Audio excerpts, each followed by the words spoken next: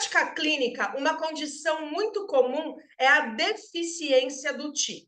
E aí, o princípio de tratamento precisa ser fortalecer o Ti e promover a formação do Ti. Mas como promover a formação do Ti sem saber como ela acontece? Esse é justamente o tema desta aula. Nós vamos falar sobre o processo de formação do Ti. Mas antes de falar sobre isso, é importante entender o que é o Ti. Afinal de contas, Ti não tem uma tradução direta. Alguns traduzem como ar, outros como energia, mas o fato é que não existe uma tradução tão boa e tão completa assim para expressar o que é o Ti. O Ti pode ser definido como a força motriz que permite as atividades do corpo. Ou seja, é ele que faz a fisiologia acontecer. É ele que faz cada órgão realizar as suas funções.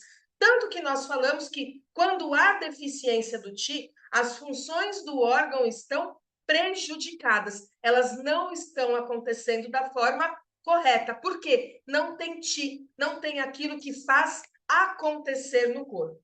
E dentro do processo de formação do Ti, nós vamos ver que existem vários tipos de Ti. Então, não é assim, sai do nada, forma Ti. Não, existe todo um processo de formação de tipos diferentes de Ti e cada um desses tipos vai ter uma função especial e um movimento diferenciado. Lembrando que o movimento do Ti pode ser para cima, para baixo, para dentro e para fora. Antes de seguir, é muito importante dar uma olhadinha aqui no caractere tradicional para Ti. Então, nós temos aqui embaixo um grão de arroz e aqui em cima o vapor. Então, o que significa o Ti? O vapor gerado através do cozimento de um grão de arroz. Olha como é complexo. Olha como traz essa ideia de atividade, de função, de movimentação. E aí vem a grande pergunta. Ai, professora, mas eu preciso aprender processo de formação do Ti? Isso é tão teórico. Não é mais fácil você dar lá uma combinação de pontos, tipo VC12, E36, passo 3, para ajudar nesse processo? Claro que não. É preciso, sim, entender o processo de formação do Ti, até para que na sua prática clínica, quando o paciente tiver uma deficiência de Ti, você consiga identificar onde está o problema. Se ele está no órgão, se ele está na alimentação, ou onde está causando aí essa dificuldade na formação do Ti. E por que esse Ti está em deficiência. Então, conhecer esse processo é fundamental para atuar corretamente em todos os casos, porque um caso não é igual ao outro. Então, precisamos entender muito bem onde está o problema, qual é a causa, para que possamos corrigir e ajudar o paciente. Quando nós falamos de órgãos envolvidos na formação do Ti, não é tão simples assim. Nós temos 5 órgãos envolvidos nesse processo. Estômago, que recebe os alimentos e faz a sua decomposição. O baço, com a função principal de transformação e transporte. O pulmão, a região onde há a união do guti com o cogti, que é o tibial, então tem uma relação com a respiração também e com o tórax.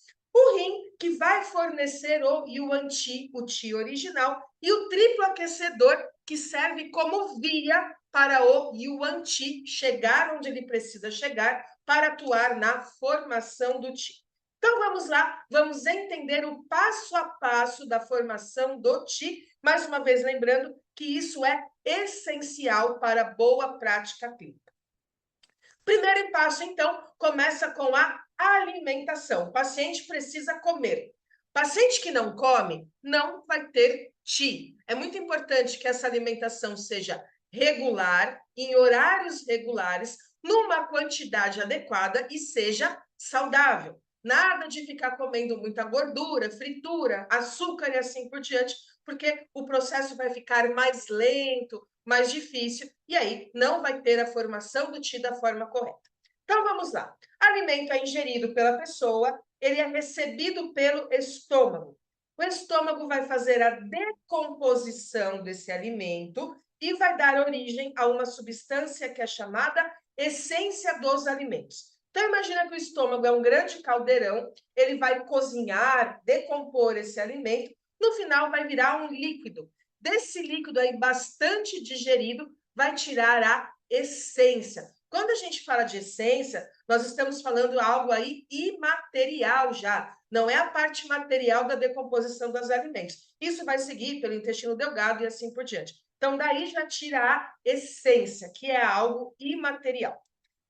O baço vai receber a essência dos alimentos e vai transformar em guti. O que é guti? É o ti dos alimentos. Então, basicamente, o processo é: pega a essência dos alimentos, transforma, e aí vai ter origem ao guti, que é o ti dos alimentos. Essência dos alimentos não é ti. O guti, o ti dos alimentos, é a primeira forma de ti que é processada pelo corpo. Então, é a forma mais primitiva de ti. Saiu do alimento, chegou no guti.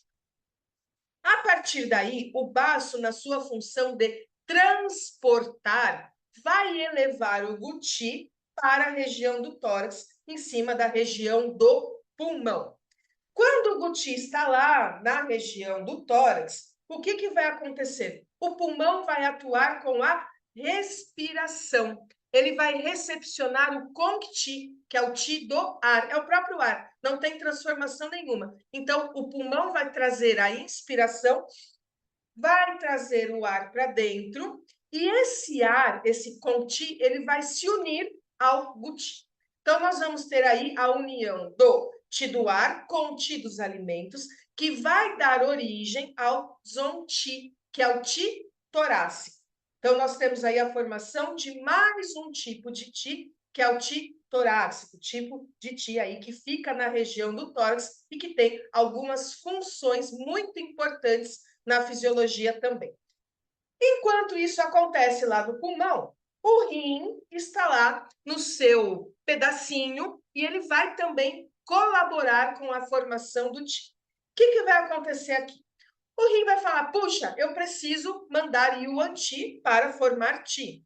Ele vai olhar para o estoque da essência e aí ele vai olhar: bom, eu tenho essência pós, essência pré. Qual que eu tenho mais? Se tiver bastante essência pós, ele vai pegar a essência pós e vai preservar a essência pré. Essência pré, ela não tem uma quantidade variável, ela tem uma quantidade fixa e não pode ser reposta. Então, quanto mais ela for preservada, maior, mais longa e mais saudável vai ser a vida da pessoa.